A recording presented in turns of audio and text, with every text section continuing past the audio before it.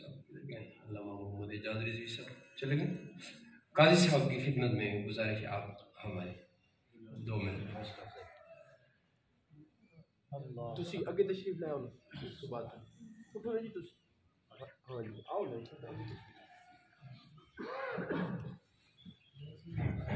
جی. بسم اللہ نحمدہ ونصلی ونسلم علی رسول الکریم.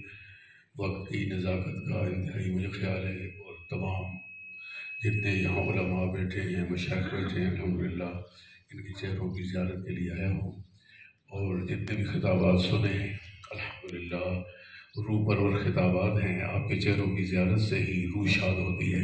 صرف ایک خالی بس بات کرنا چاہتا ہوں اور اس کو سمیٹتا ہوں.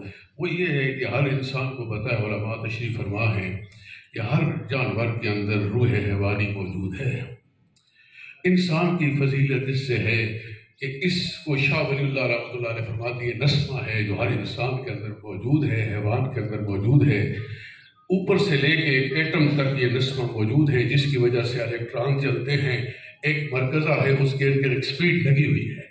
پوری کائنات کے اندر یہ روح موجود ہے. انسان کو فضیلت اس لیے دی گئی کہ اس کے اندر ایک ونفخت فیہ روحی کا ایک جلوہ ہے جس کو روح حقیقی کہا جاتا ہے. اس دنیا کے اندر آ کے کئی لوگ روح حیوانی کا شکار ہو گئے.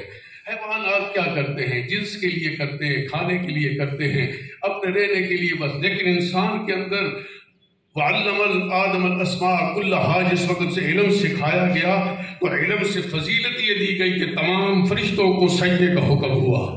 الحمدللہ انسان سارے برابر ہیں لیکن قرآن کہتا ہے کہ عالم اور جاہل برابر نہیں ہو سکتا.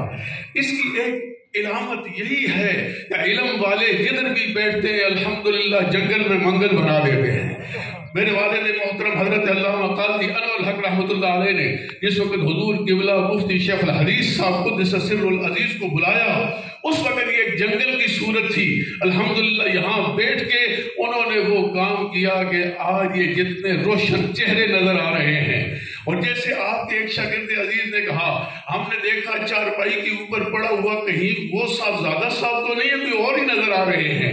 تو مجھے یہ کہنے دیجئے اور میں یہ غلام بالغہ سائنس کا ادنا طالب علم ہونے کی حیثیت سے یہ بات کرتا ہوں. جس وقت روح حقیقی کو کوئی آدمی سیراب کرتا ہے اس کو غذا دیتا ہے روح حیوانی نکل جاتی ہے پرے. لیکن جس وقت روح حقیقی کے جلوے پڑے رہتے ہیں تو پھر اس کے چہرے پہ وہ نکھار آتا ہے کہ خالی ایک شعر کہنا چاہتا ہوں سردی مرکز سے بھی افسردہ ہو سکتا نہیں خاک میں دب کے بھی سوز اپنا کھو سکتا نہیں پھول بن کے اپنی تربت سے نکل لاتا ہے یہ موت سے گویا قبائے زندگی پاتا ہے یہ موت کیا ہے تجدید مذاق زندگی کا نام ہے اور خواب کے پردے میں بیداری کا اہتمام ہے.